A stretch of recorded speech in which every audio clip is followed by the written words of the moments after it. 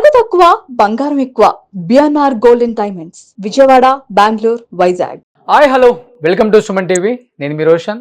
సూర్యాపేట జిల్లాలో యార్కారం అనే విలేజ్ లో అతి దారుణంగా ఒక బీఆర్ఎస్ నేతని 3 ముక్కలుగా నరికి 3 గోనె సంచుల్లో పెట్టడం నిజంగా ఒక్కసారిగా రెండు తెలుగు రాష్ట్రాల్లో ఈ న్యూస్ విన్న తర్వాత కలిసివేసిందని చెప్పుకోవచ్చు.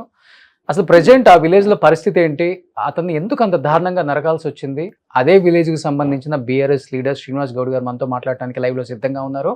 శ్రీనివాస్ గౌడ్ గారు, ఏంటి అసలు పరిస్థితి? అతన్ని తీసుకెళ్లి మద్యం తాపిచ్చి ఫ్రెండ్లీగా తీసుకెళ్లిన వ్యక్తులు అతి దారుణంగా 3 ముక్కలుగా నరికి 3 గోని సంచుల్లో డిఫరెంట్ ప్లేసెస్ లో పెట్టారని న్యూస్ వస్తుంది. అసలు ఏం జరిగింది, ఎందుకు అంత దారుణంగా నరకాల్సి వచ్చిందండి? నమస్తే అండి. ఎల్కారం అనే గ్రామంలో గత 6 సంవత్సరాల క్రితం మా యొక్క మాజీ సర్పంచ్ ఉండెద్ది వెంకన్న గారిని సింగిల్ ఎలక్షన్ సందర్భంగా ప్రచారం చేసుకున్న సందర్భంలో కాంగ్రెస్ పార్టీకి సంబంధించినటువంటి గుండాలు ఒక ఇంట్లోకి ప్రచారానికి వెళ్ళగా వారు అత్యంత దారుణంగా గొడ్డలతో వేటగొడవతో నరికి చంపడం జరిగింది. ఆ కేసు జరిగిన తర్వాత ఇప్పుడు అది కేసు ట్రయల్ నడుస్తున్నది. దాంట్లో ప్రస్తుతం హత్య గావించబడినటువంటి మా బీఆర్ఎస్ నాయకులు చంద్రపాటి మధు గారు, వారి వైపు అక్కడ సర్పంచ్ ఉండే, తనే ఆ రోజు ప్రత్యక్షంగా ఉన్నాడు కాబట్టి అందులో ప్రత్యక్షంగా ఈ మధ్యన కేసు ట్రయల్కి వచ్చింది. ట్రయల్కి వచ్చిన సందర్భంలో మధు అక్కడికి వెళ్ళి సాక్ష్యం చెప్పి రావడం జరిగింది. సాక్ష్యం చెప్తారని చెప్పేసి అని కాంగ్రెస్ పార్టీకి సంబంధించినటువంటి గూండాలు కక్ష కట్టి ఉద్దేశపూర్వకంగా నమ్మించి ఒక పంచాయతీ ఉందని చెప్పేసి అని పిలిపించి ఒక ఇంట్లో దారుణంగా చంపడం జరిగింది. ఇది పూర్తిగా రాజకీయ హత్య అండి. కానీ న్యూస్ లో వస్తుంది శ్రీనివాస్ గౌడ్ గారు, మీరేమో రాజకీయ హత్య అని చెప్తున్నారు. ఇది కేవలం పాత కక్షల హత్య అని చెప్తున్నారు కొంతమంది. అంటే మీరు అన్నట్లుగానే అతను ఒక్కడే ఆ ప్లేస్కి వెళ్ళారా, ఆ స్పాట్కి, లేకపోతే వేరే అతను ఫ్రెండ్స్ కావచ్చు, బీఆర్ఎస్ మిగతా నాయకులు ఎవరైనా వెళ్ళారా అతనితో పాటు? అసలుకి ఒక్కడే వెళ్ళినాడు. ఆ గ్రామానికి సంబంధించినటువంటి కాంగ్రెస్ నాయకులు వారి చుట్టరికం ఉంటది. ఏదైతే మధు అక్కడ వాస్తవంగా చాలా యాక్టివ్ ఉంటాడు, రాజకీయాల్లో కానీ ఓ పెద్దరికంగా ఓ పంచాయతీలు కానీ మంచి కానీ చెడు కానీ ఆ ప్రాంతానికి ఒక పెద్ద దిక్కుగా ఉంటాడు. దళిత కుటుంబం నుంచి పుట్టినా కానీ పెద్ద దిక్కుగా ఉంటాడు. ఏదో పంచాయతీ ఉందని చెప్పేసి అని ఒక మీడియేటర్ని పెడితే తను నమ్మి ఆ ఇంటికి వెళ్ళడం జరిగింది. ఆల్రెడీ వాళ్ళు ప్లాన్ గా ఉన్నారు కాబట్టి ఆ ఇంట్లోకి వెళ్ళిన సందర్భంలోనే వాళ్ళు ఆల్రెడీ మాట వేసుకున్నారు కాబట్టి వెంటనే హత్య చేసినారు. కానీ ఎంత ప్రీ ప్లాన్ అంటే ఇది 100% పోలీస్ మద్దతుతో జరిగిన హత్య అని చెప్పేసి మేము భావిస్తున్నాం. ఎందుకంటే 12 గంటల వరకు మా పార్టీ క్యాంప్ ఆఫీస్ లో ఉన్నాడు, ఎమ్మెల్యే గారి క్యాంప్ ఆఫీస్ లో 12 గంటలకు మా దగ్గర ఉన్నాడు. తను 12 గంటల ప్రాంతానికి ఒక ఫోన్ వచ్చింది. ఫోన్ రాగానే అతను వెళ్ళిపోవడం జరిగింది. అప్పటికి కూడా తన వైఫ్ మౌనికి ఏదైతుందో తను అప్పటికే ఫోన్ చేసింది. మీరు ఎక్కడున్నారని చెప్పేసి అంటే క్యాంప్ ఆఫీస్ లో ఉన్నా, తప్పకుండా ఇంటికి వస్తా అని చెప్పేసి అన్నాడు. ఆ సమయంలో ఒక ఫోన్ రావడం జరిగింది. ఆ ఫోన్ కూడా కాంగ్రెస్ పార్టీకి సంబంధించినటువంటి వాళ్ళు ప్లాన్ చేసి వీళ్ళకి సంబంధించిన ఒక చుట్టంతో మీడియేటింగ్ పెట్టించేసి ఆ రూమ్ తీసుకెళ్లడం జరిగింది. నిజమే కదా అని చెప్పేసి ఎవరైనా నమ్మిపోతారు. అదే గొడవ ఉందో పంచాయతీ ఉందని ఏం చెప్పిన విషయాలు తెలియదు. కానీ ఆ రూమ్కి వెళ్ళిన తర్వాత ఇమీడియట్ ఒక ప్లాన్ బట్టి మర్డర్ చేసిన తర్వాత ఆ హత్యని కూడా వాస్తవంగా హత్య జరిగితే కుటుంబానికి కానీ చుట్టుపక్కల ప్రజలకు తెలుస్తుంది. ఆ రోజు వాస్తవం చూడండి ఒకసారి, ఇది 100% ప్రభుత్వ పోలీసు హత్య. ఎందుకంటే జరిగింది సాయంత్రం ఏ టైంలో జరిగింది? కేకలు వేయటం కానీ, అతని కేకలకి ఎవరన్నా రావటం కానీ, కాపాడాలను అనుకోవటం కానీ ఏం జరగలేదు. అసలుకి ఏ టైంలో జరిగింది? అదే అండి, మీకు ఇప్పుడే చెప్పబోతున్నది విషయాన్ని స్పష్టంగా. తీసుకుపోయిన తర్వాత ఆ రూమ్ లో మర్డర్ చేయడం జరిగింది. మర్డర్ చేసిన తర్వాత గొంతు పిసికేసి విపరీతంగా విచక్షణ రహితంగా గొంతు పోయటము, ముఖం మీద నరకటము, అదేవిధంగా ఈ షోల్డర్ మీద నరికేయటం, చాలా అత్యంత దారుణమైనటువంటి ఘటన. అది చూడడానికి భయంకరమైన ఘటన చేశారు. ఆ చనిపోయిన తర్వాత 8 గంటల వరకు కూడా ఫోన్ రింగ్ అయితేనే ఉన్నది. చివరకు ఎంత ఘోరం అంటే ఒక కానిస్టేబుల్ మధు వాళ్ళ మేనల్లుడు ఉంటాడు ఆ విలేజ్ లో. ఒక పోలీస్ కానిస్టేబుల్ ఫోన్ చేసి నీ మధు ఎక్కడ ఉన్నాడు, ఎక్కడ తిరుగుతున్నాడు, అవపడ్డా, ఏమైనా ఫోన్ చేసినవా అని చెప్పేసి అంటే, మధు ఎక్కడ ఉంటాడు సార్, సూర్యాపేటలో ఉంటాడు కదా ఫ్యామిలీతో అంటే, లేదు కన్ఫర్మ్ చేసుకుంటానికి అని చెప్పేసి అని అనగానే రాత్రి 10:30 వరకు పోలీసులు ఫోన్ చేయాలి. 10:30కు ఆ ఊరికి సంబంధించినటువంటి ఈ మధువాల చుట్టా ఉంటాడు మేనల్లుడు, ఆ నవీన్ అనే అబ్బాయికి ఫోన్ చేస్తే నవీన్ వెళ్ళి ఆ అమ్మాయికి మౌనికకు ఫోన్ చేసి ఇట్లా కానిస్టేబుల్ ఫోన్ చేసి ఏందక్క వస్తామా అని చెప్పేసి అంటే అప్పుడు మౌనిక అయితేంది, అక్కడ లోకల్ ఉండే కార్యకర్తలు అయితేంది, మా లీడర్స్ అయితేంది, అరే మధుకు ఎందుకు ఇప్పటివరకు లాడని చెప్పేసి ఎంక్వైరీ చేస్తే చక్కగా రూరల్ పోస్టింగ్ పోయారు. రూరల్ పోస్టింగ్ పోతే 10-11 గంటల ప్రాంతాన ఆ అమ్మాయి ఇక్కడ కాదు, నీ భర్త పోయింది సూర్యాపేట టౌన్ నుండి కదా, మీరు సూర్యాపేట టౌన్ లో కంప్లైంట్ ఇవ్వని చెప్పేసి అన్నారు. పాపం ఇద్దరు చిన్న పిల్లలు, ఒక చిన్న కూతురు పాలు చిక్కుతున్న పాప, ఒక చిన్న పాప, పోతే వాళ్ళ ఆడ కూతురు ఆడబిడ్డ, వీళ్ళందరూ కలిసి టౌన్ పోలీస్ పోయి కంప్లైంట్ ఇచ్చిన తర్వాత సరమ్మ వెతుకుదాం అని చెప్పేసి అని వాస్తవంగా పోలీసు వాళ్ళు చెప్పిన తర్వాతనే మాకు సమాచారం వచ్చింది.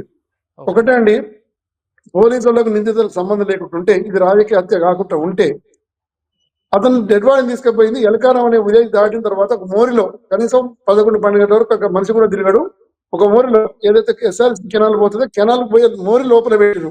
మోరి లోపల పెట్టిన పోలీసు వాళ్ళకంటే సమాచారం ఉంటుంది. ఫస్ట్ అక్కడ బాడీ గ్రామస్తులు డెడ్ బాడీ, ఎందుకంటే డెడ్ బాడీ మూడు ముక్కలుగా నరికారు, ఒక్కొక్క ముక్కని ఒక్కొక్క గోనె సంచిలో పెట్టి డిఫరెంట్ ప్లేసెస్ లో వేసారని చెప్పారు కదా, ఎవరు ఐడెంటిఫై చేశారు ఆ టైంలో అక్కడ బాడీ ఉంది, డెడ్ లేదు, బాడీ అది లోపల ఉంది మూడు అని? ముక్కలు కాదు, మూడు ముక్కలు కాదండి, మనిషిని ఒకటే సంబరమాట వాస్తవమే, కానీ గోనె సంచి ఒకటే గోనె సంచి, ఆ గోనె సంచి పైగా చెద్దరు కప్పేసి తీసుకపోయి మోరిలో పెట్టారు. మోరిలో పెట్టిన విషయం పోలీసులకు ఎక్కడ తెలిసిన సమాచారం అంటే నిందితులే చెప్పాలి. 100% నిందితులు పోలీసుల కన్సల్ని హత్య జరిగింది, ఇది రాజకీయ హత్యే. కాంగ్రెస్ పార్టీ దుర్మార్గంగా హత్య అధికారాన్ని అడ్డం పెట్టుకొని ఇప్పటికి మా నాయకులు చాలా మంది కోల్పోయినాం. ఎందుకంటే గతంలో ఇక్కడ మంత్రి జగదీశ్వరి గారు ఉన్నారు, కేసీఆర్ గారు ఉన్నప్పుడు, గతంలో మీ అధికారం ఉన్నప్పుడు మా సర్పంచ్ చంపినా సరే హత్య చేస్తే ఒక్క ఇల్లు కూడా ధ్వంసం చేయలేదు, ఒక్క నిప్పింది పెట్టలేదు.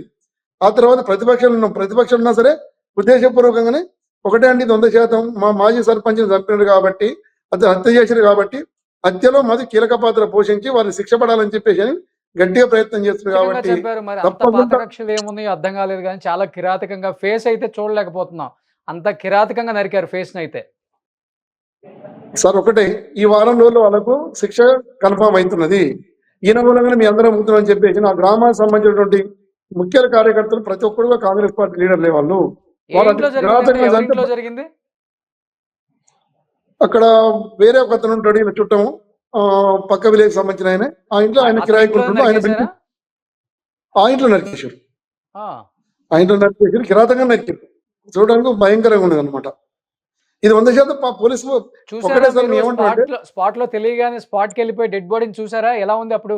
అంటే అప్పటికే సార్ ఒక ప్లాన్ ఎమ్మటి జరిగింది ఇది. ఎందుకంటే ఇది ఇన్సిడెంట్ జరిగింది దాదాపు 8 గంటల నుంచి నా ఫోన్ రింగ్ అవుతుంది, ఎత్తట్లేడు. 6:30-7 గంటల వరకు నా ఫోన్ మాట్లాడాడు భార్యతోటి కానీ వాళ్ళ బావతోటి కానీ. 8 తర్వాత ఇది జరిగింది. పోలీసులు ఎప్పుడు దాన్ని కన్ఫర్మ్ చేశారు? 10:30-11 గంటలకు బయటకు లీక్ చేశారు. అంటే దీని అర్థం ఏంటంటే డే టైంలో ఈ యొక్క మధు హత్య బయటకు వస్తే లా అండ్ ఆర్డర్ కంట్రోల్ తప్పుతుంది అని చెప్పేసి అని ప్రీ ప్లాన్ ఏమిటి లీకులు ఇచ్చారు. ఫస్ట్ లీకులు ఇచ్చేసి చనిపోయి ఉండొచ్చు, చనిపోయిందట అని చెప్పేసి అని రాత్రి ప్రజలంతా పడుకున్న తర్వాత ఈ వాస్తవం లీక్ చేశారు. పోలీసు వాళ్ళకే కుటుంబ సభ్యుల కంటే ముందు పోలీసు వాళ్ళకి సమాచారం ఉంటుంది సార్. పోలీసు వాళ్ళకి సమాచారం ఉందంటే దాని నిందితులు ఇళ్ల కంట్రోల్ ఉన్నట్టే కదా, అంటే నిందితులకి సహకరించినట్టే కదా. అధికార పార్టీ నిందితులతో అధికార పార్టీ సంబంధించిన వాళ్ళే. 100% ఇది పొలిటికల్ హత్య. ఇది ఇలాంటివి అయితే ఎవరిని కూడా ఎంకరేజ్ చేయకూడదు సార్, ఎందుకంటే చాలా చిన్న ఏజ్ అని చెప్పుకోవచ్చు. 42 సంవత్సరాల మధుని మరి ఇంత కిరాతకంగా దారుణంగా కాంగ్రెస్ పార్టీ తీసుకెళ్లి సెటిల్మెంట్ ఏదో ఒక డిస్కషన్ అని చెప్పేసి అతను మాటు వేసి అంత దారుణంగా చంపారు. నిజంగా చాలా దారుణం ఇది. సో మీరు అన్నట్లుగానే ఇంతకు ముందు కూడా కొన్ని హత్యలు జరిగాయని కూడా ఎస్పీ గారు అని చెప్తున్నారు. వాళ్ళకి ఎలాంటి శిక్షలు వేయాలో అలాంటి శిక్షలు డెఫినెట్గా వేస్తాము, కటకటాల వెనక దోషులను తీసుకెళ్లే బాధ్యత నాది అని ఎస్పీ కూడా చెప్తున్నారు. కాబట్టి చూద్దాం ఏం జరుగుతుందో. ఎనీహౌ శ్రీనివాస్ గౌడ్ గారు థ్యాంక్ యూ అండి, లైవ్ లోకి వచ్చి సమాచారం అందించినందుకు. ఇలాంటి వాళ్ళు కూడా కొంచెం ధైర్యంగా నిలబడాలని మనస్ఫూర్తిగా కోరుకుంటున్నాను. తప్పకుండా మాజీ మంత్రి జగదీశ్వరి గారు, సూర్యాపేట ఎమ్మెల్యే గారు బ్రహ్మాండంగా ఈరోజు పోయిండు. గతంలో ఇంకా నేను కుటుంబ హత్య రాజకీయ హత్య జరిగిందో ఆ కుటుంబానికి ఆర్థికంగా సహకరించిండు, వాళ్ళకి బిల్లు కట్టించిండు, అమ్మాయికి అవసరం జాబ్ పెట్టించిండు. తప్పకుండా ఇది పొలిటికల్ హత్య 100%. జగదీష్ గారు నమ్ముకున్నారు కాబట్టి, తప్పకుండా బీఆర్ఎస్ పార్టీ నమ్ముకున్నారు కాబట్టి ఆ కుటుంబాన్ని ఆదుకునే బాధ్యత మా జగదీష్ గారు కానీ మా లోకల్ నాయకత్వం తీసుకుంటాం అని చెప్పేసి అని వారు ఎవ్వరు కూడా అధైర్యపడద్దు. మిగతా కార్యకర్తలు కూడా ఎవరు అధైర్యపడాల్సిన పని లేదు.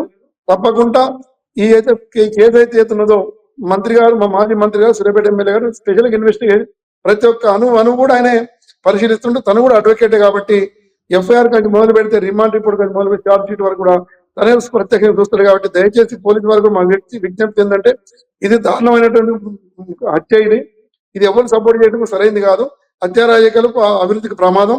కాంగ్రెస్ పార్టీ వచ్చిన తర్వాత హత్యా రాజకీయాలు మొదలై అధికార పార్టీ ఉన్నటువంటి బీఆర్ఎస్ పార్టీలో ఒక్క హత్య రాజకీయం కాదు, ఒక పొలిటికల్ కేసు కూడా పెట్టిన సందర్భం లేదు.